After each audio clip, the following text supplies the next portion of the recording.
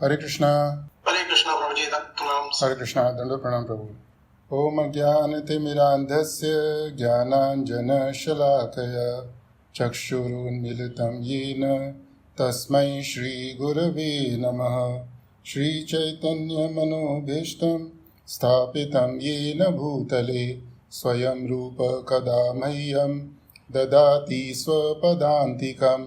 वन्देऽहं श्रीगुरुः श्रीयुतपदकमलं श्रीगुरून् वैष्णवांश्च श्रीरूपं साग्रजातं सहगणरघुनाथान्वितं तं सजीवं साद्वैतं सावधूतं परिजनसहितं कृष्णचैतन्यदेवं श्रीराधाकृष्णपादान् सहगणललिता श्रीविशाखान्वितांश्च। हे कृष्ण करुणा सिन्धु दीनबन्धु जगत्पते गोपेश गोपिका कान्त राधाकान्त नमस्तुते।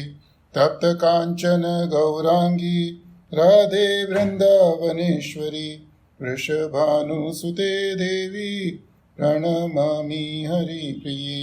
वाञ्छाकल्पतरुभ्यश्च कृपा सिन्धुभ्य एव च पतितानां पावनेभ्यो वैष्णवेभ्यो नमो नमः। जय श्री कृष्ण चैतन्य प्रभु नित्यानंद श्री अद्वैत गदाधर शिवासादि गौर भक्त वृंद। हरे कृष्णा कृष्णा कृष्णा हरे हरे, हरे राम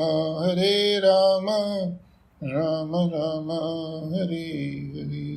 हरे कृष्णा प्रभु जी माता जी, सभी भक्तों का आज के कृष्ण भावना भावित कार्यक्रम में स्वागत है। आज का दिन बहुत विशेष दिवस है। आज श्री अद्वैताचार्य जी का प्राकट्य दिवस है। जब हम पंच तत्व जी का प्रणाम मंत्र बोलते हैं तो उस समय हम बोलते हैं जय श्री कृष्ण चैतन्य प्रभु नित्यानंद श्री अद्वैत गदाधर शिवासादि गौरव भक्त वृंद। तो इस प्रणाम मंत्र में जब हम श्री अद्वैत बोलते हैं तो वह अद्वैताचार्य जी के लिए आता है। अद्वैताचार्य जी इस कलयुग में 550 साल पहले श्री चैतन्य महाप्रभु के प्राकट्य से पहले इस धरती पर अवतरित हुए थे और वह महाविष्णु और सदाशिव जी का युगल रूप है। कि सदाशिव जी जो जहाँ से सभी शिव जी के जितने रूप हैं उनकी उत्पत्ति होती है, उनका और महाविष्णु दोनों का युगल रूप है। जब प्रकट हुए थे तो वह उनके हृदय में असीम करुणा थी जीवों के प्रति। और इस संसार में जब उन्होंने देखा कि किस तरह से जीव पीड़ित हैं कलयुग के प्रभाव से, तो उन्होंने चैतन्य महाप्रभु से अपने हृदय से प्रार्थना करी। और अद्वैताचार्य जी के पास में एक शिला थी, शालिग्राम की शिला, वो उनकी उपासना करते थे, उनकी अर्चना करते थे। तो कृष्णा की उस रूप से प्रार्थना करी और कृष्ण भगवान उनकी प्रार्थना से प्रसन्न होकर इस धरती पर चैतन्य महाप्रभु रूप में प्रकट हुए।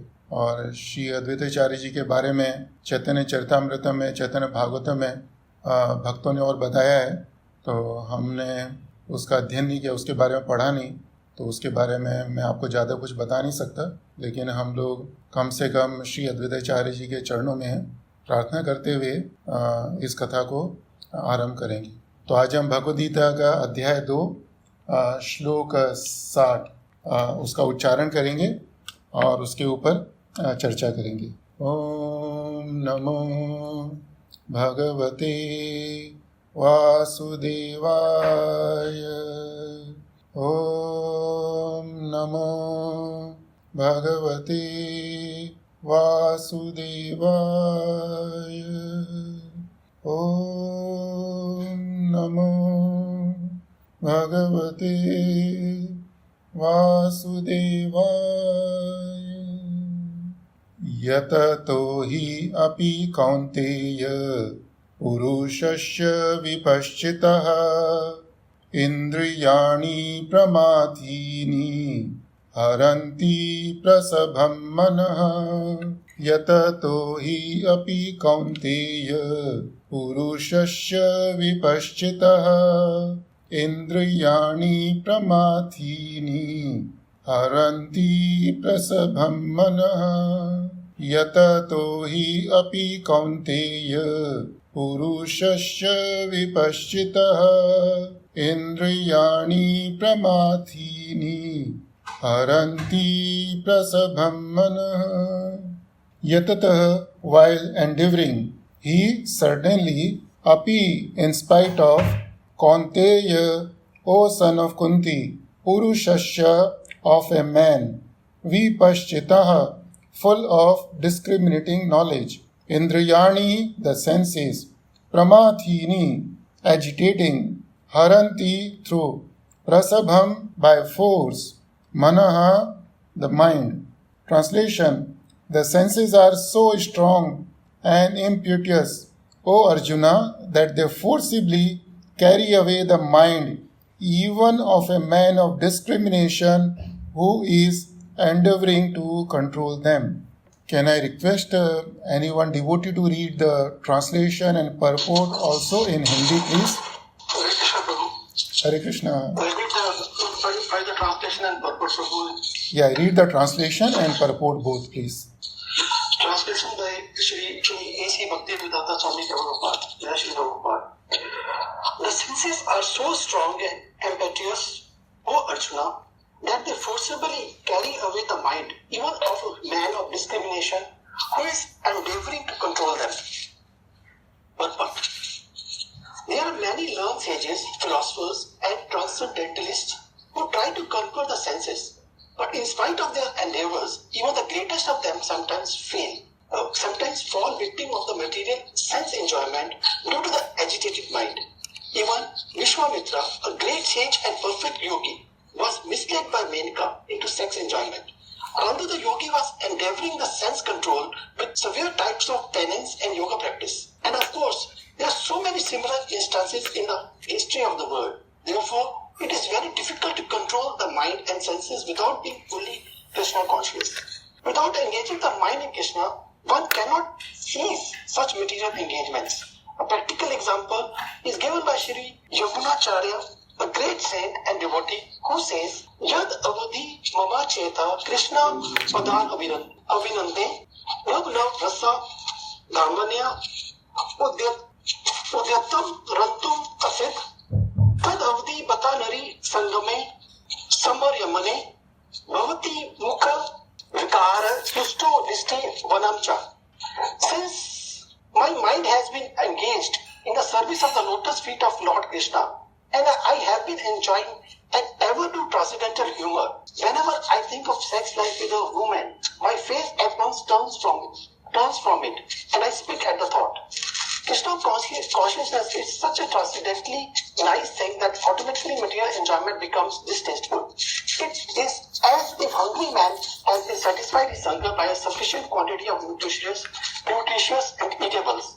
Maharaja Ambarisa also preferred a great yogi, Durvasa Muni, simply because his mind was engaged in Krishna consciousness. Savi Mana Krishna Padar Bindayo Vachamisi Vaikuntha Ganuno Varnane. Hare Krishna. Hare Krishna. Can I request some devotees to recite 3 times Prabhuji's and 3 times Mataji, please? Hare Krishna, Prabhu. We will recite, Prabhu. यततो हि अपि कौन्तेय पुरुषस्य विपश्चित इन्द्रियाणि प्रमाथीनि हरन्ति प्रसभं मनः. Hare Krishna, Prabhu. यततो हि अपि कौन्तेय पुरुषस्य विपश्चित इन्द्रियाणि प्रमाथीनि हरन्ति प्रसभं मनः. हरे कृष्ण.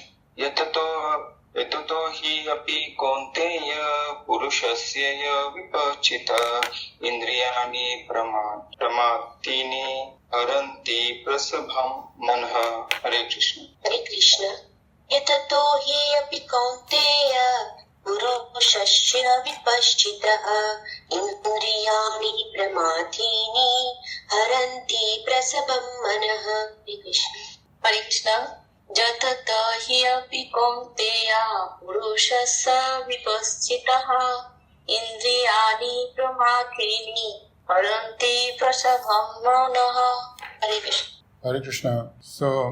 हमने पिछले 5 हफ्तों में सबसे पहले कृष्ण भगवान ने जो आदेश दिए हमको कि हम अपने मन से भौतिक इच्छाओं का त्याग करें, और उसके बाद में भगवान ने जो आदेश दिया है कि हम किस तरह से सुख और दुख का सामना करें, किस तरह से शुभ और अशुभ व्यक्ति, स्थान, परिस्थिति इसका सामना करें, और उसके बाद में हमने चर्चा करी थी कि हम अपनी इंद्रियों के साथ किस तरह से व्यवहार करें। तो जब इंद्रियों से व्यवहार करने की बात आती है तो कृष्ण भगवान हमें समझाते हैं कि यदा संहरते चायम कूर्मो अंगानी व सर्वशः, कि जिस तरह से कछुआ अपनी इंद्रियों को अपने शरीर के खोल में हमेशा समेट के रखता है, और जब आवश्यकता होती है उसी समय अपनी इंद्रियों को अपने खोल से बाहर निकालता है।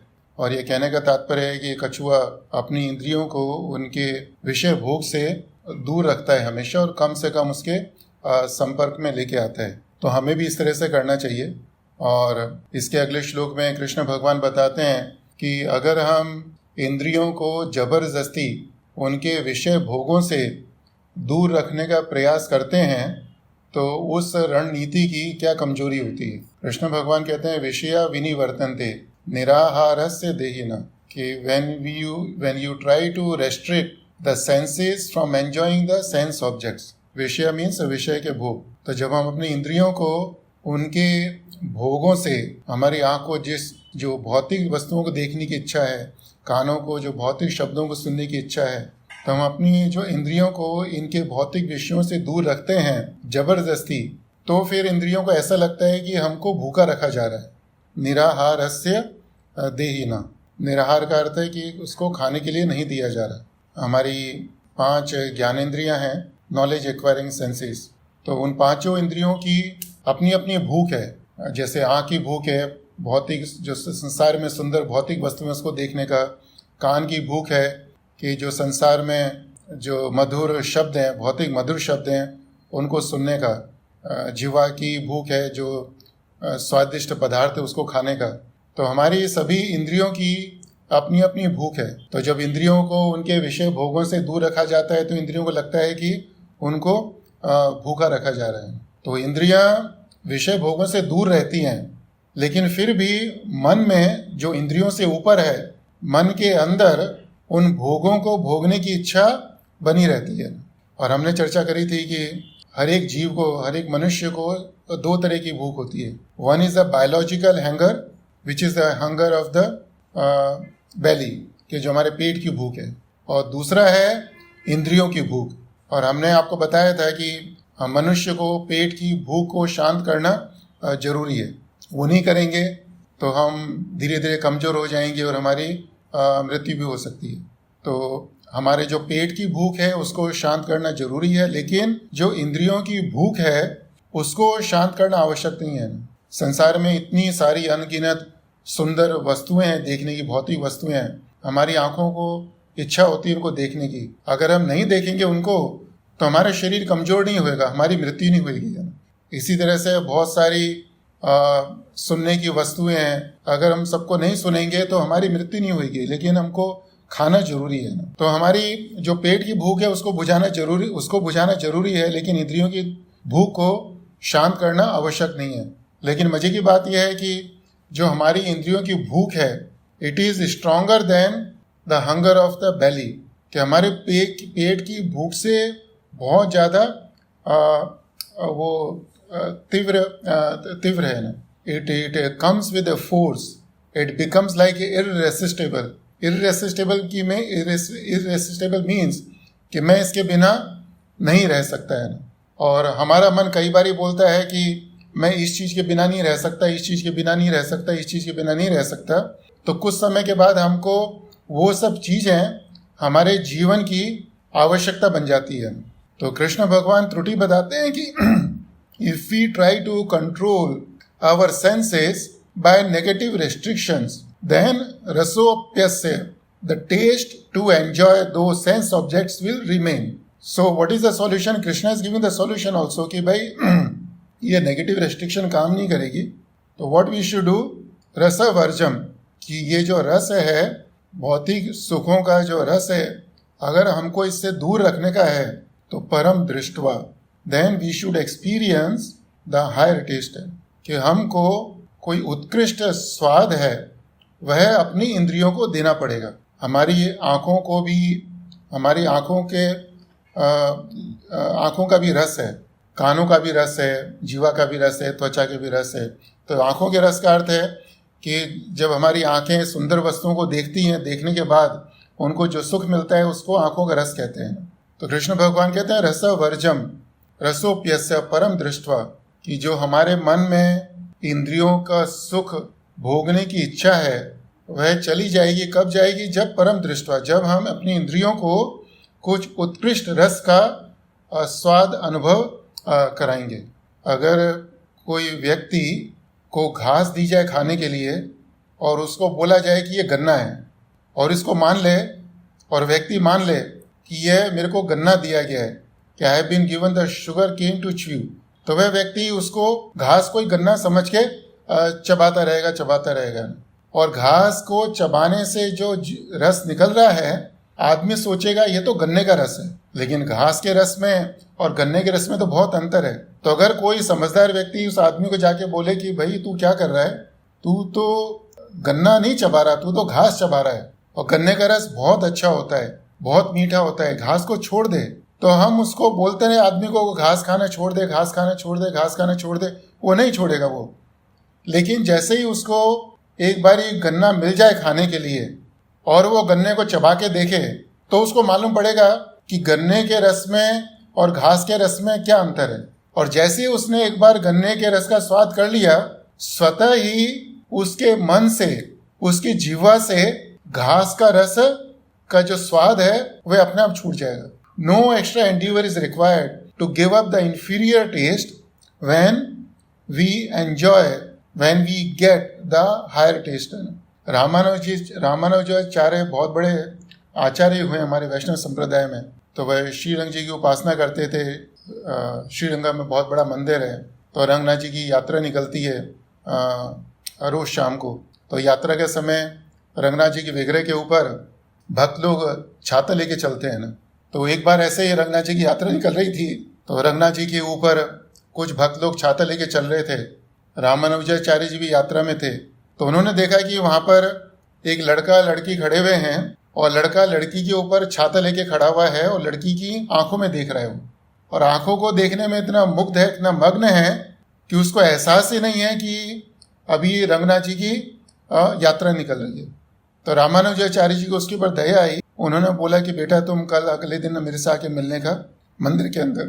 तो वो लड़का रामानुजाचार्य से मिलने गया मंदिर के अंदर, और रामानुजाचार्य जी ने भगवान से प्रार्थना करी कि भगवान इसको आंखों का वास्तविक रस क्या होता है उसका अनुभव कराओ। तो रंगनाथ जी ने तुरंत ही अपना दिव्य रूप दिखाया, जो सिर्फ लड़का और लड़की देख सकते थे ना। तब जब लड़का लड़की ने भगवान जी का दिव्य रूप देखा, तो देखते ही वो बेहोश हो गए वो। और जब अपनी मूर्छा से वापस आए, तो उनके मन में इतना आनंद था कि उन्होंने रामानुजाचार्य से क्षमा याचना करी और बोला कि अभी हमें एक दूसरे को देखने को मन नहीं करता हमको, क्योंकि जिस सुंदरता का हमने अनुभव किया है, आंखों को जो रस मिला है, वो रस अभी हमें आसपास कहीं दिखता भी नहीं है। तो दिस इज परम दृष्टा। हमारा कृष्ण भावना भावित संघ, our ISKCON is meant to give परम दृष्टवा। शिला प्रभुपाद ने कृष्ण भावना भावित संघ की स्थापना क्यों करी? टू गिव द पीपल परम दृष्टवा, to give the people higher taste. Prabhupada ji जब विदेश गए, तो विदेश में जाकर उन्होंने क्या किया? ही सिंपली गेव परम दृष्टवा, he gave the higher taste to the people over there. Prabhupada was not into don't, no negative restrictions. जब प्रभुपाद जी ने पहली बारी कीर्तन किया टॉमसन पार्क में, तो प्रभुपाद जी ने किसी को ये नहीं बोला कि तुम नहा धो के आने का, शराब पी के नहीं आने का, जो मीट नहीं खाते वो नहीं आने का, यह कोई भी रेस्ट्रिक्शन नहीं थी। प्रभुपाद सिंपली स्टार्टेड चैंटिंग हरे कृष्णा मंत्र with the kartals in the two hand, and that is the higher taste. So since the higher taste was given to the hippies who were doing all the obnoxious things, है ना, क्योंकि प्रभुपाद ने ये परम दृष्टवा दिया, ये उत्कृष्ट रस दिया हिप्पियों को, जिनको रोज घास चूसने की, चबाने की आदत थी, तो उनके जीवन से हमेशा के लिए जो घास को चबाने का रस है वह निकल गया है। हमको कभी कभी जैसे हम कभी कभी सुनते हैं कि लोग आपस में बात करते हैं, भक्त लोग कहते हैं कि don't eat non veg, right? When we say don't eat non veg, और if I am telling my mind don't eat non veg, that's a negative restriction, निराहार, so that will not work. What will work कि हम non veg की जगह कृष्ण भगवान को अर्पण किया हुआ प्रसाद ग्रहण करें, तो धीरे धीरे जो मांस का स्वाद है वह अपने आप ही चला जाएगा ना. There is no extra endeavour required to give up the bad habits. Once we attach ourselves to Krishna, once we start experiencing the higher taste. So Krishna explained in verse number 59 कि if we, अगर हम लोग अपनी इंद्रियों को उनके विषय भोगों से नकारात्मक तरीके से जबरदस्ती दूर रखते हैं, तो इंद्रियां विषय भोगों से दूर रहेंगी, लेकिन मन में उन भोगों को भोगने की इच्छा बनी रहेगी. तो इसीलिए हमको अपनी इंद्रियों को उत्कृष्ट रस देने का है. और इस श्लोक में यततो ही अपि कौन्तेय पुरुषस्य विपश्चिता इंद्रियाणि प्रमातीनि हरन्ति प्रसभं मनः. इस श्लोक के अंदर भगवान हमारी इस नीति की त्रुटि बताते हैं कि अगर हम इंद्रियों को उत्कृष्ट रस देने का प्रयास करें तो भी क्या गड़बड़ हो सकती है ना.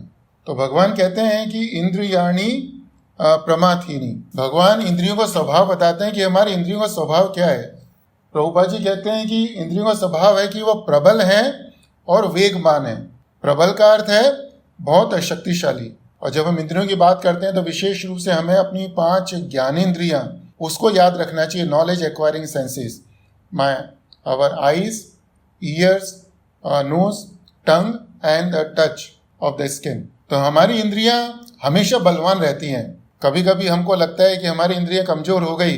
अगर मैंने आंखों में चश्मा पहन रखा है तो लोग कहेंगे कि मेरी आंखें कमजोर हैं. ठीक है, बाह्य दृष्टि से मेरी आंखें कमजोर हैं. आंखें कमजोर हैं किस दृष्टि से कि मेरी आंखों के अंदर जो आंखों को भोगने की शक्ति है, आंखों की भोगने की शक्ति कम हो गई. The capacity to enjoy the sense objects has weakened. तो इसलिए मेरे को चश्मा पहनना पड़ता है. लेकिन वास्तविक रूप से देखा जाए तो मेरी आंखें उतनी शक्तिशाली हैं जितनी 10 साल पहले थी, 20 साल पहले थी, और उतनी शक्तिशाली रहेंगी आगे आने वाले समय में अगर हमने परम दृष्टवा का स्वाद नहीं लिया. जब हम कहते हैं कि हमारी इंद्रियां प्रबल हैं, बलवान हैं, तो इसका कहने का तात्पर्य कि हमारी इंद्रियों के अंदर जो भोगने की इच्छा है, जो तुच्छ भोगों का स्वाद है, वह हमेशा बना रहता है. दैट्स द मीनिंग ऑफ प्रबल है. एंड वेगमान कि वो शक्तिशाली भी हैं और बहुत उनके अंदर वेग भी है. जैसे समुद्र के अंदर वेग होता है और एक लहर ही काफ़ी है पूरे शहर को डुबाने के लिए, तो इसी तरह से हमारी इंद्रियों का वेग भी है ना. जब कहते हैं इंद्रियाणि प्रमाथीनि, तो ये इंद्रियों का स्वभाव है कि इंद्रियां इतनी प्रबल हैं और इतनी वेगमान हैं कि हरंती प्रसभम मन है. कि हरंती का अर्थ है बलपूर्वक है, मन को हर लेती है. किसके मन को हर लेती है?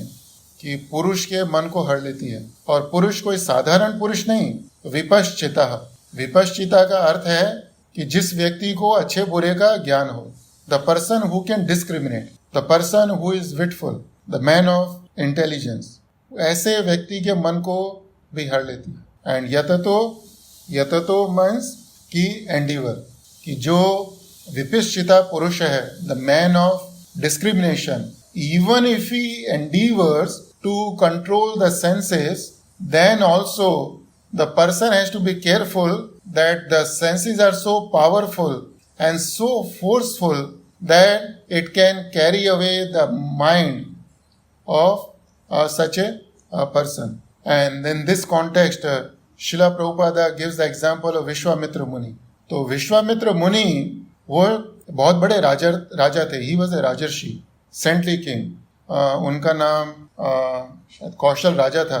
तो एक बार शिकार करते करते अपनी सेना के साथ जंगल में वशिष्ठ मुनि के आश्रम में पहुंचे, और वहां पर वशिष्ठ मुनि ने राजा का और उनकी सभी सेना का स्वागत किया और उनको बहुत ही स्वादिष्ट भोजन परोसा. तो कौशल राजा बहुत प्रसन्न हुए, लेकिन मन में जिज्ञासा हुई कि ये ऋषि तो जंगल में रहते हैं और कुछ ही शिष्य इनके पास में, इन्होंने थोड़े से समय में इतने सारे लोगों के लिए स्वादिष्ट ये जो फीस्ट है भोजन को कैसे बनाया।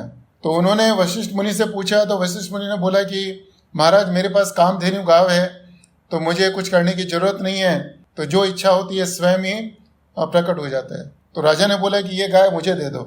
तो वशिष्ठ मुनि ने बोला कि नहीं, ये गाय मैं तुम्हें नहीं दे सकता, क्योंकि मुझे गाय से भगवान की यज्ञ के लिए जो दूध दही घी की आवश्यकता होती है वह मिलता है, तो इसलिए गाय नहीं दे सकता। तो राजा को बहुत क्रोध आया कि मेरी प्रजा का व्यक्ति है, वो मेरे को गाय नहीं दे रहा, तो उसने उसके ऊपर आक्रमण किया। लेकिन वशिष्ठ मुनि के तप का इतना बल था कि वो अपने तप के बल से उन्होंने अपने तप के बल से कौशल राजा को हरा दिया है ना। और वशिष्ठ मुनि के शिष्य कौशल राजा को विश्वामित्र थे, उनको बंदी बना के वशिष्ठ मुनि के सामने लिया है। तो खैर वशिष्ठ मुनि तो एक महर्षि थे, उन्होंने उसको छोड़ दिया। लेकिन उस समय कौशल राजा को एहसास हुआ कि जो शारीरिक बल से, राजसी बल से बड़ा बल तपस्या का बल है। तो उस समय उन्होंने सब कुछ छोड़कर अपनी इंद्रियों को वश में कर मन को भगवान में लगाने का प्रयास करना शुरू किया, इस उद्देश्य से कि मुझे वशिष्ठ मुनि से भी ज्यादा शक्तिशाली तपस्वी बनने का है, उससे भी ज्यादा बल चाहिए। और जब इंद्र देवता ने देखा कि अभी तो ये राजर्षि से महर्षि इतने बड़े ऋषि बनने वाले हैं कि ये स्वर्ग में प्रवेश कर सकते हैं, तो उनको अपने राज्य की चिंता हुई और उन्होंने तुरंत ही जो सबसे सुंदर अप्सरा थी मेनका को बुलाया, और मेनका ने जाकर वहां पर थोड़ा सा नृत्य किया। और उस नृत्य का, उस शब्द का प्रभाव था कि विश्वामित्र मुनि, ना प्रभुपाद जी इस तात्पर्य के अंदर विश्वामित्र मुनि का क्यों उदाहरण दे रहे हैं, क्योंकि he was a man of discrimination, विपश्चिता। He could discriminate what is right what is wrong, he could see the power of austerity.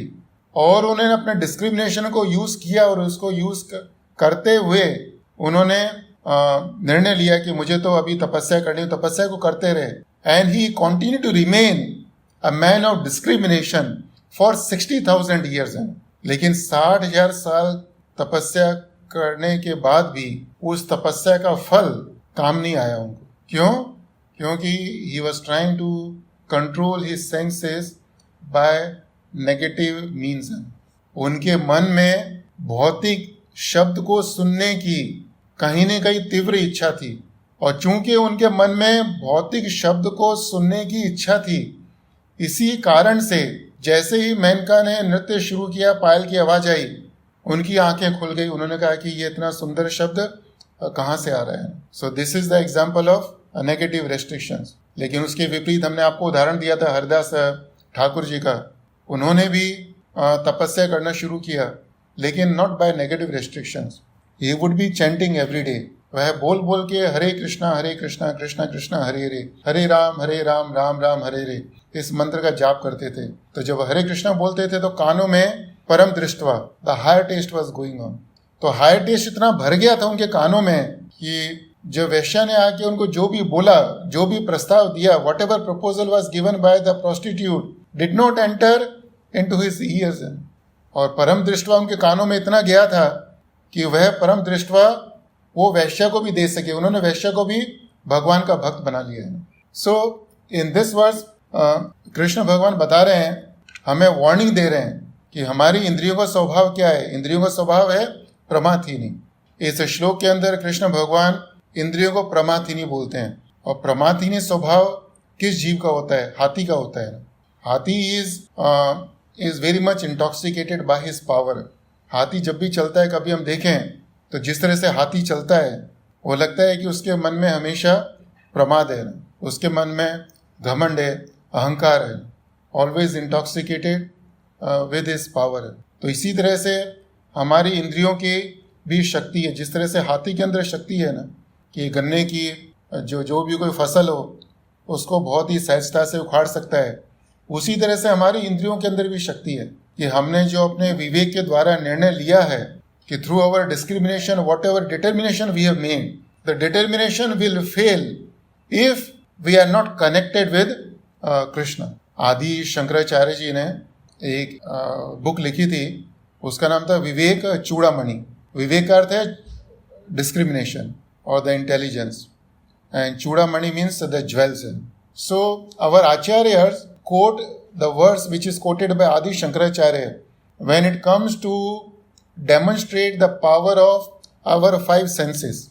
And the Shankaracharya ji says that Shabdadibhi panchabhireva panchattvamapu swagunena baddha कुरंग Matang पतंग मीना भृंगा नर पंचभिरंजित किम शब्दादिभि.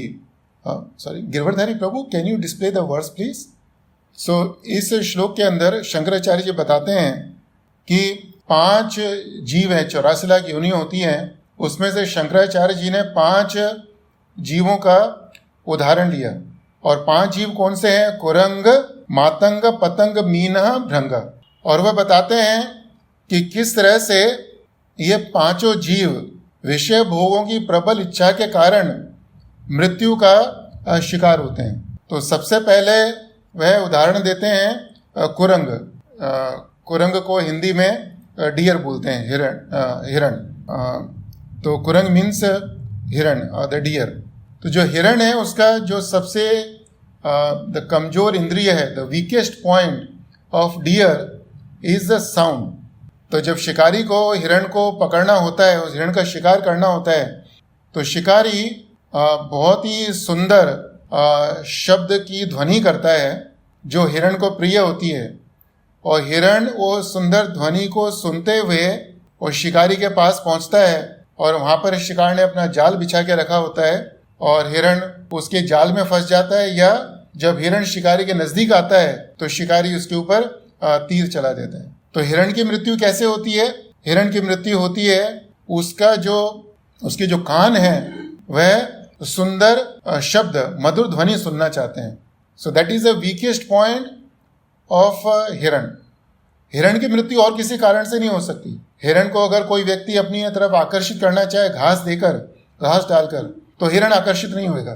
कोई व्यक्ति उसके सामने बहुत सुंदर स्त्री को रखे, हिरणी को रखे, तो भी हिरण आकर्षित नहीं होगा. हिरण सिर्फ एक ही चीज से आकर्षित होता है, वह मधुर ध्वनि से. That is the weakest point of a deer. The second example Adi Shankaracharya gives is मातंगा. मातंगा मीन्स एलिफेंट. तो जो हाथी का सबसे ज्यादा वीक पॉइंट है वह क्या है? The sense of touch. वह अपनी त्वचा को सुख देना चाहता है. तो जब शिकारी को हिरण को मारना होता है तो वे जंगल में एक बहुत बड़ी खाई बनाते हैं, खाई को घास से कवर करते हैं और खाई के दूसरी तरफ एक शी एलिफेंट, हथनी को खड़ा कर देते हैं. और हथनी is trained to entice the male elephant. तो वह जो शी एलिफेंट है वो मेल एलिफेंट को रिझाने का प्रयास करती है और मेल एलिफेंट वह शी एलिफेंट की तरफ आकर्षित होता है और उसके मन में इच्छा होती है कि मुझे शी एलिफेंट का स्पर्श करना चाहिए. तो उसके मन में उसकी स्पर्श करने की जो इच्छा है शी एलिफेंट को, उस कारण से वह अपना पैर आगे बढ़ाता है और वह खाई के अंदर गिर जाता है. तो हाथी का जो वीकेस्ट पॉइंट है वह है the desire to touch the opposite section. स्पर्श, वह सुख उसके लिए वह सबसे ज्यादा उसकी कमजोरी है. हाथी की मृत्यु और किसी चीज से नहीं होती. नहीं, हाथी को अगर हम बहुत सारा खाने के लिए दें तो खा लेगा, उससे मरेगा नहीं. वो है ना, उसके सामने हथनी को खड़ा कराया जाए तो भी वह उसको सिर्फ देखने मात्र से नहीं मरेगा. वो है ना, वो मरता कब है? जब वो हथनी को छूना चाहता है. So that's the weakest point of elephant. And then third example Shankaracharya ji gives is the पतंगा. पतंगा, मोत. तो पतंगा की मृत्यु क्यों होती है? क्योंकि वह सुंदर रूप है, वह उसकी तरफ आकर्षित होता है.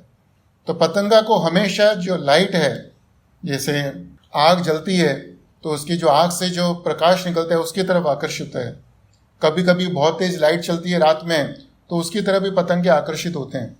तो कभी कभी हम सुबह उठ के देखते हैं तो देखते हैं कि लाइट के नीचे बहुत सारे पतंगे मरे पड़े हैं. क्यों? क्योंकि वह लाइट की तरफ आकर्षित होता है और जैसे ही लाइट की तरफ आकर्षित होता है जाके उसको हिट करता है और ये आग चल रही होती है तो आग के अंदर प्रवेश कर जाता है, तो उससे पतंगे की मृत्यु होती है. और फिर चौथा एग्जाम्पल देते हैं कि मीना, कि फिश. कि जो मछली की मृत्यु कैसे होती है कि जो फिशरमैन हैं वो नेट के आगे वो शिकार उसके अंदर खाने के लिए कुछ लगाता है वो, तो मछली उसको पकड़ने के प्रयास में जंप करती है और जैसे ही जंप करती है वैसे ही शिकारी उसको अपने पास में बांध लेता है। तो इस तरह से मछली की मृत्यु होती है। और अंत में भृंगा मीन्स हनी बी, मधुमक्खी को क्या अच्छा लगता है, ये भौरे को, it's not exactly honey bee, it's a भौरा को फूल की खुशबू अच्छी लगती है ना। तो जब वो कमल के फूल में जाता है या किसी भी सुंदर फूल के ऊपर बैठता है तो उसके सूंघने में इतना मग्न हो जाता है कि कुछ समय बाद फूल अपने आप को बंद कर लेता है और जब फूल अपने आप को बंद करता है तो भंवरा उसी के अंदर बंद होकर मर जाता है। तो इस तरह से शंकराचार्य जी इस 84 लाख योनियों में से 5 जीवों का उदाहरण देते हैं हमें। उसमें से 2 जीव तो पशु हैं कि हिरण भी पशु है और हाथी भी पशु है, लेकिन दोनों के अंदर बहुत अंतर है। It's a big contrast. अगर हम हिरण की शक्ति देखें और हाथी की शक्ति देखें, दोनों की शक्ति में बहुत अंतर है।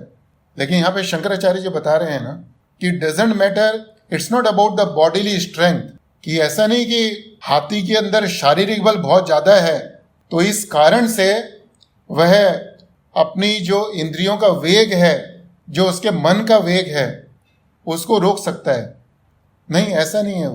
एक हिरण की भी मृत्यु होती है और हाथी की भी मृत्यु होती है because of their weakest point of sense gratification. पशुओं में से हिरण का उदाहरण देते हैं और हाथी का उदाहरण देते हैं। और जो जलचर हैं, जो समुद्र में रहने वाले जीव हैं, उसमें से फिश का उदाहरण देते हैं, छोटी सी मछली का उदाहरण देते हैं। और जो उड़ने वाले जीव हैं उसमें से पतंग का और भौरे का, उसका उदाहरण देते हैं। तो शंकराचार्य जी कहते हैं कि शब्द आदि भी, कि शब्द का अर्थ है साउंड और आदि भी मीन्स एक्सेट्रा, कि हमारी 5 इंद्रियां हैं, 5 इंद्रियों के विषय भोग हैं। शब्द रूप रस गंध स्पर्श है। पंच भी रेव पंचत्वम वपु में शरीर स्वगुणेन बद्धः, कि अपने अपने गुणों के कारण ये सारे जीव, जो 5 जीव के उदाहरण दिए, वह बंध जाते हैं। और कौन से 5 जीव हैं उनका उदाहरण दे रहे हैं। और फिर अंत में क्या बोलते हैं, नरह पंच भी रंचितः किम, और कहते हैं नरह, फिर अंत में आदमी की बात करते हैं ना, कि ये 5 जीव, और ये इन 5 जीवों के अंदर सिर्फ एक ही इंद्रिय है जो इनकी सबसे बड़ी कमजोरी है। लेकिन मनुष्य तो ऐसा जीव है कि जिसकी 5 ही इंद्रियां बहुत ही ज्यादा कमजोर है। पंच भी रंचितः, कि उसकी 5 की 5 इंद्रियां उसको रंज करती है ना। तो कहते हैं कि what about a person who has 5 powerful sense organs, कि ऐसे आदमी के बारे में क्या बात करूं कि जिसकी 5 की 5 ही इंद्रियां बहुत ज़्यादा कमज़ोर हैं। और इसके संदर्भ में आपको याद है कि हमने एक बार आपको I think the 5 weeks back we mention the verse 5.1.17 from the Shrimad Bhagavatam. उसके अंदर परीक्षित महाराज सुखदेव गोस्वामी से पूछते हैं कि प्रियव्रत महाराज तो एक राजा थे, उनके पास पत्नी भी थे, बच्चे भी थे, लेकिन फिर भी उनकी मुक्ति कैसे हो गई। तो फिर सुखदेव गोस्वामी कहते हैं कि मुक्ति का अर्थ यह नहीं है कि सब कुछ छोड़कर वन में जाने का, क्योंकि अगर हमारे मन से विषया विनिवर्तन्ते निराहरस्य देहिना रसवर्जम रसोप्यस्य, कि अगर हमारे मन से विषय को भोगने का रस नहीं गया तो इसका अर्थ यह है कि हम जहाँ जहाँ जाएंगे, अगर हम जंगल में भी जाएंगे तो वहाँ पर भी हमारे साथ हमारी 6 पत्नियाँ रहेंगी। हमारा मन रहेगा, हमारी आँख रहेगी, हमारी कान रहेंगे, हमारी जिह्वा रहेगी, नाक रहेगी, त्वचा रहेगी। और हमारी हरेक इंद्रियां बहुत कमजोर है। हमारी हरेक इंद्रियों के पास अनगिनत विषय भोग हैं, अनगिनत इच्छाएं हैं ना। और हमारी कोई भी एक इंद्रिय हमारे पतन का कारण बन सकती है। हरेक इंद्रिय हमको अलग अलग दिशा में हमारे अलग अलग दिशा में ले जाने का प्रयास करती है, अलग अलग दिशाओं में खींच रही है। और इन दिस कॉन्टेक्स्ट इसके संदर्भ में प्रहलाद महाराज एक बहुत सुंदर श्लोक बोलते हैं, तो मैं उसका सिर्फ ट्रांसलेशन पढ़ूंगा मैं, टू अंडरस्टैंड कि how each of our senses is trying to pull us in the different directions. तो प्रहलाद महाराज बोलते हैं, this verse is 7.9.40. So Prahlad महाराज नरसिंह भगवान को बोलते हैं कि oh my lord, oh infallible one, my position is like that of a person who has many wives, all trying to attract him in their own way. For example, the tongue is attracted to palatable dishes, the genitals to sex with an attractive woman, and the sense of touch to contact with soft things.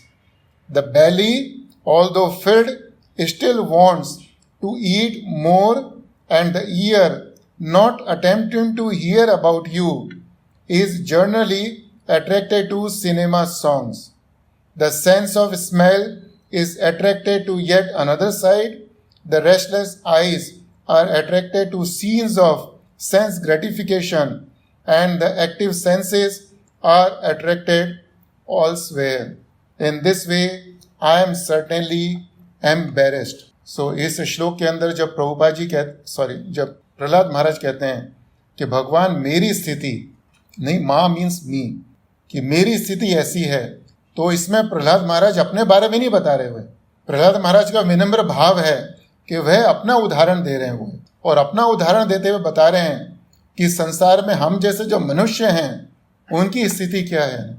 और विश्वामित्र मृत्यु से एक उदाहरण है, उसके अलावा बहुत सारे उदाहरण हैं जिसके द्वारा हमें मालूम पड़ता है कि एक छोटा सा incident, even a small incident can cause the fall down of A man of even a great discrimination. Saubhari मुनि, वो भी बहुत बड़े ऋषि थे, लेकिन एक बार उन्होंने जल में स्नान कर रहे थे और उन्होंने एक मछली को संग करते हुए देख लिया.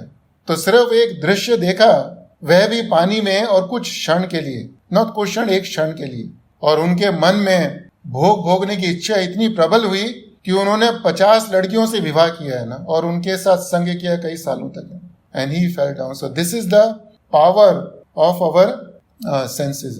कृष्ण भगवान इस श्लोक के अंदर दो चीजें बोलते हैं, यततो ही अपि कौन्तेय पुरुषस्य विपश्चिता, कि जब हम अपनी इंद्रियों को वश में करने का प्रयास करते हैं तो हम अपना प्रयास, we can endeavour, we can be very wilful, हमारे अंदर बहुत तीव्र इच्छा हो सकती है. We can be a man of very strong will, right, कि हम अपनी इच्छा शक्ति के द्वारा अपनी इंद्रियों को वश में करने का प्रयास कर सकते हैं. और इसके साथ साथ में कहते हैं कि विपश्चिता, कि along with the will power we may have the wit means the intelligence और wisdom, कि अगर हमारे अंदर बहुत ज़्यादा स्ट्रांग विल पावर है और बहुत ज़्यादा बुद्धि भी है, still we can get carried away by the forces of our senses.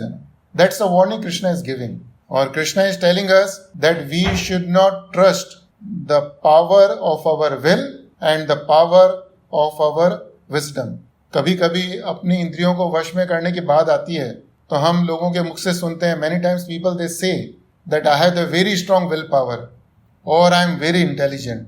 तो यहाँ पे कृष्ण भगवान हम सबके साथ साथ ऐसे जो लोग हैं who have the pride, जिनके अंदर घमंड है कि मेरे अंदर बहुत ज़्यादा स्ट्रांग विल पावर है, मेरी इच्छा शक्ति बहुत ज़्यादा दृढ़ है और ये मैं बहुत बुद्धिमान हूँ, मेरे अंदर शक्ति है, मेरे अंदर ज्ञान है कि क्या चीज़ अच्छी है क्या चीज़ बुरी है, इसको समझ सकूँ. तो कृष्ण भगवान कहते हैं you can not trust and, still you can get carried away by the forces of your senses. और इसको अगर हम और समझना चाहें तो एक उदाहरण से समझ सकते हैं कि एक सैनिक है, एक सोल्जर है, वो लड़ने के लिए मैदान में जाता है और वह सोचे कि मेरे अंदर तो बहुत ज़्यादा तीव्र इच्छा शक्ति है कि मैं युद्ध को जरूर जीत के आऊँगा मैं, एंड उसके अंदर विवेक भी है, विपश्चिता भी है, उसके अंदर बुद्धि भी है कि युद्ध किस तरह से लड़ा जाए. और ये दो चीज़ों के साथ अगर युद्ध के मैदान में जाए तो वह क्या युद्ध लड़ पाएगा? वो नहीं लड़ पाएगा. वो because along with our will and wit we need the weapon also to fight any battle. किसी भी सैनिक को युद्ध लड़ने के लिए विल और विट, और विल एंड विजडम, इसके साथ साथ वेपन की भी जरूरत पड़ती है. So Krishna has mentioned about one weapon which is giving the higher taste to our senses. लेकिन जब हम अपनी इंद्रियों को उत्कृष्ट रस देने का प्रयास करते हैं तो उस समय भी हमारा पतन हो सकता है, उस समय भी हम लोग भक्ति के मार्ग से च्युत हो सकते हैं. तो उससे बचने का जो सर्वोत्तम उपाय है वह कृष्ण भगवान अगले श्लोक में बताएंगे कि what is the best weapon to keep not just to keep our senses controlled, but also to give up the desire to enjoy the sense objects. तो वह हथियार क्या है, उस हथियार के बारे में हम लोग अगले हफ्ते में चर्चा करेंगे. और तब तक के लिए अभी कथा को विराम देना चाहूँगा. और अभी भक्तों को कुछ प्रश्न हो, संदेह हो, कुछ टीका टिप्पणी हो, दे आर वेलकम. हरे कृष्ण. हरे कृष्ण प्रभु. हरे कृष्णा प्रभु. तो आपने बोला कि हमारी 5 नॉलेज इंक्वायरी सेंसेस हैं. मगर जब कोई व्यक्ति अगर कहते हैं कि जंगल, आपने बोला कि जंगल में भी चला जाए तो उसकी 6 पत्नियां साथ हैं. 6 पत्नियां, 5 इंद्रियां, 6 पत्नियां. 6th is the mind Prabhu, 6th is the mind. Okay. तो आप श्रीमद् भागवतम का श्लोक है 5.1.17. ये श्लोक महाराज को बहुत प्रिय था. प्रियव्रत महाराज का बहुत सुंदर प्रसंग है इसके अंदर, तो आप उसको पढ़ सकते हैं प्रभु. हरे कृष्णा. किसी भक्त को कोई प्रश्न है, संदेह नहीं हो तो कुछ भक्त लोग जो क्लास में सुना है उसमें से जो चीज़ उनको अच्छी लगी और any take away they want to share, they are welcome. Krishna Prabhu, आपने 5 जीवों के बारे में बताया. उनकी अपनी एक वीकनेस है, जैसे हिरण की वीकनेस है साउंड, हाथी की वीकनेस है सेंस ऑफ टच, पतंगा की वीकनेस है हमेशा आकर्षण, साइट रूप, या भंवरे की वीकनेस है खुशबू, गंध, या मछली की वीकनेस है गंध, जीवा की वीकनेस है जीवा. तो ये सब 5, जैसे आपने बताया कि 5 जो जीव है उनकी वीकनेस जो एक सेंस है जिसकी वजह से उनकी मृत्यु हो जाती है. अगर जो ह्यूमन है, जो मनुष्य है, उसकी तो 5 इंद्रियां हैं, 5 की 5 वीकनेस है, उसका सभी की तरफ अट्रैक्ट होता है. और इतनी स्ट्रॉन्ग है कि आपने एक बार बोला कि हम लोग, जैसे एक श्लोक में हमने बात की थी कि हम समुद्र की लहरों को गिन सकते हैं, मगर जो हमारे जो मन में जो इच्छाएं हैं, जो हमारी जो उनको गिनना बहुत मुश्किल है. They are so strong, our senses are so strong. So ये 5 उनकी, जैसे उनकी जो मृत्यु होती है जो because of weakness of only one sense, but all the 5 senses are so weak that we get carried away, and then they come with the so urge and so strong that they want them to get satisfied at the earliest, and we get carried away. So जो भी आज बात की कैसे कि अगर एक man of determination है, जैसे विश्वामित्र की बात की आपने, even if a man of determination gets carried away because discrimination Prabhu, discrimination and man of determination gets carried away, even if he has given up, and even he like 60,000 years he was in meditation, even that didn't help because he was unable to control the senses of hearing, so he was get carried away. So the only way, like we were talking about, is how to control the senses is, even if it is very difficult actually, even if how to control it is by getting into consciousness and we can try to control them. Yeah, Prabhu, we are missing the point again. Krishna is not saying that we have to control the senses, right? Krishna is saying that give a higher taste to the senses, right? Yes. That's the point. Yes. और हमने आपको कुछ समय पहले भी बताया था कि controlling the senses means engaging the senses in Krishna service, right Prabhu? तो जिन लोगों का पतन हुआ तो उनका पतन इसलिए हुआ कि उन्होंने अपनी इंद्रियों को कृष्णा की सेवा में नहीं लगाया था. उन्होंने योग विधि के द्वारा अपनी इंद्रियों को वश में करने का प्रयास किया, राइट प्रभु? इसलिए उनका पतन हुआ. हरे कृष्ण. हरे कृष्णा प्रभु. गिरवरधारी प्रभु, we can make the announcements if other devotees don't have any comments. Hare Krishna. Start with Prabhu for the 22nd. Yeah, Prabhu, there's 22nd February. अभी 22 फरवरी को सोमवार को हिज होलीनेस महाविष्णु गोसाई महाराज का तिरुभाव दिवस है। महाराज जी ने इस दिन को इस भौतिक संसार को छोड़कर भगवान के धाम में प्रवेश किया था। तो हम लोग उस दिन उस महाराज के तिरुभाव का उत्सव मनाएंगे शाम को 7:30 बजे से 9:30 बजे तक ऑनलाइन। तो तिरुभाव के उत्सव में हम सबसे पहले महाराज की आरती करेंगे, पुष्पांजलि करेंगे, फिर महाराज जी के मुख से कृष्णा का संदेश सुनेंगे और कुछ भक्त लोग महाराज जी के बारे में बोलेंगे और उसके बाद में भगवान महाराज जी को कृष्ण भगवान का जो उत्तर छपन भोग है उस प्रसाद को अर्पण किया जाएगा और अंत में कीर्तन होएगा।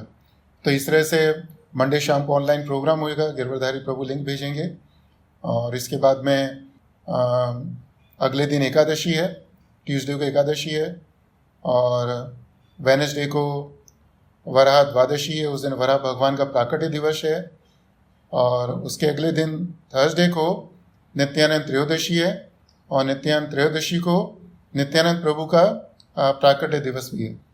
तो हम वराह द्वादशी और नित्यानंद त्रयोदशी इन दोनों का सेलिब्रेशन हम थर्सडे शाम को करेंगे और उस दिन भी प्रोग्राम होएगा शाम को 7:30 बजे से 9 बजे तक और गिरवरधारी प्रभु आपका उसका लिंक भेजेंगे।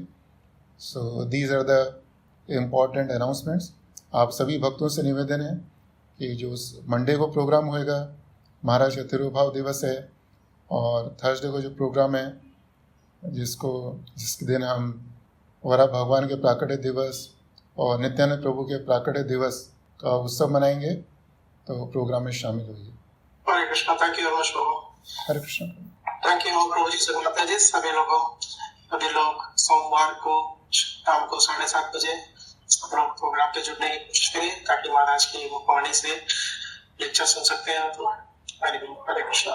हरे Krishna Prabhu. Any other announcement Prabhu for the birthdays and Hare Krishna Prabhuji, Girivardhar Prabhuji, please announce that tomorrow Mangal Aarati starts at 5:30, no? Those who are Yes, attending. Prabhu. Yes, Prabhu, please. Thank you very much, Prabhu. Yeah, tomorrow Mangala Aarti, कल से हम लोग मंगला आरती शुरू करेंगे online. नहीं प्रभु, हम लोग मंगला आरती जल्दी शुरू करेंगे। यस प्रभु जी। नहीं प्रभु, हम लोग तो एक्चुअली वही स्टैंडर्ड टाइम ही रखा है प्रभु, 5:30 रखा है, उसके पहले तो नहीं रखा प्रभु। नहीं, मैंने क्या बोला कि प्रभु हम लोग मंगला आरती शुरू नहीं करेंगे, मंगला आरती का टाइम थोड़ा हमने पहले कर दिया। पहले हम लोग अभी राइट प्रभु, क्योंकि हम लोग हर हफ्ते कर रहे हैं हम लोग मंगला आरती, ठीक है प्रभु। तो उस समय सिर्फ भागवतम क्लास हो रही थी, अभी हम लोग मंगला आरती 5:30 बजे करेंगे क्योंकि अभी कोरोना मालूम नहीं कि अभी जो रेस्ट्रिक्शन है फेस टू फेस जो हमारा सत्संग होता है वो कब तक चलेगा रेस्ट्रिक्शन। तो अभी 5:30 बजे मंगला आरती करेंगे। उस समय एक भक्त के घर में वो भक्त मंगला आरती करेंगे, फिर उसके साथ में दूसरा भक्त उसको मंगला आरती बोलेंगे। तो इस तरह से जैसे हम घरों में करते थे ऐसे ही अभी ऑनलाइन भी करेंगे और उसके बाद में भागवतम क्लास होगी। और कल हमारे विशेष अतिथि हैं हिज ग्रेस पद्मनाभ प्रभु, वो बहुत सुंदर कथा करते हैं और वो भक्ति शास्त्री और अपने और दूसरे बहुत सारे कोर्सेज लेते हैं। Is very knowledgeable person, not only knowledgeable, he is a great devotee also.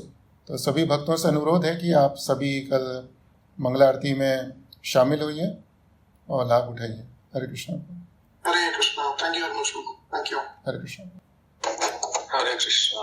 हरे कृष्ण। जय। वाञ्छाकल्पतरुभ्यश्च कृपा सिन्धुभ्य एव च पतितानां पावनेभ्यो वैष्णवेभ्यो नमो नमः। अनंत कोटि वैष्णव वृंद की जय। श्रील प्रभुपाद की जय।